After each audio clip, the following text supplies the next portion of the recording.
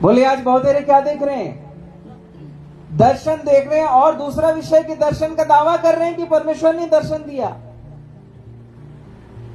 बोले प्रमाण। हमको यदि कोई बोलेगा कि दर्शन देखे हैं तो मैं तो प्रमाण पूछूंगा। दर्शन के पीछे प्रमाण क्या है? दर्शन के पीछे उद्देश्य क्या है? क्योंकि पौलुस को जब दर्शन मिला तो सुसमाचार के लिए मर गया वो कलवरी के ऊपर। मैं मसीह के साथ क्रूस पर चढ़ाया गया हूं, अब मैं जीवित ना रहा परंतु मसीह मुझ में। तो हमारा दर्शन ऐसा है कि हम अब तक मरे ही नहीं है। तो ऐसे दर्शन के पीछे नहीं जाना, सुन जरूर लेना, लेकिन परखना कि दर्शन के पीछे, हर दर्शन के पीछे आधार है, उद्देश्य है। आदि से जितने भी भविष्यवक्ताओं को दर्शन मिला उसके पीछे बस केवल कलीसिया की उन्नति थी। क्या थी? कलीसिया की उन्नति, इजरायलियों की उन्नति। यदि उस दर्शन का कोई अर्थ निकल कर नहीं आता तो समझना उस दर्शन का कोई काम नहीं है, उससे कुछ लाभ नहीं होगा। पुराने समय में भी ऐसे ही करते थे, दर्शन का दावा करते थे। क्या करते थे? और बोले तेरे भविष्यवक्ता। किसके भविष्यवक्ता? तेरे भविष्यवक्ता। सब बिगड़ गए धीरे धीरे। हम अधर्म को भी देख रहे हैं। कौन अधर्म की मजदूरी को प्रिय जाना था? बिलाम। बोलिए कौन?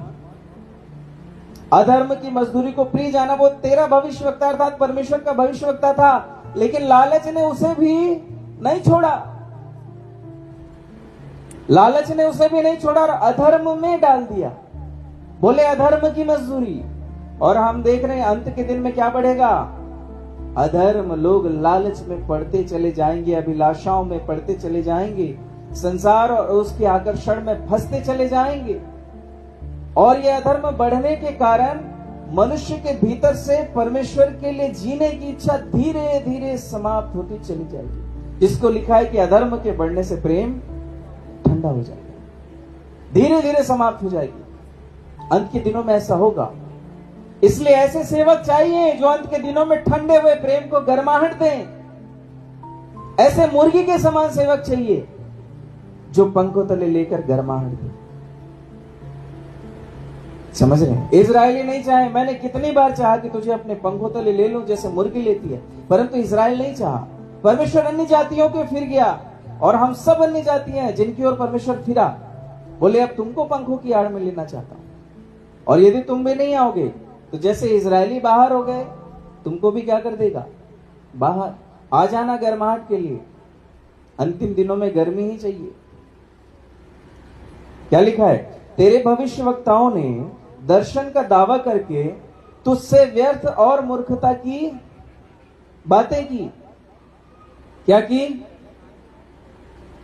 व्यर्थ और मूर्खता की बातें। अच्छा, दर्शन का दावा जो किया जा रहा है, जो दर्शन की बात की जा रही है कि मैंने दर्शन देखा, उसे व्यर्थ और मूर्खता की बात क्यों कर रहा है?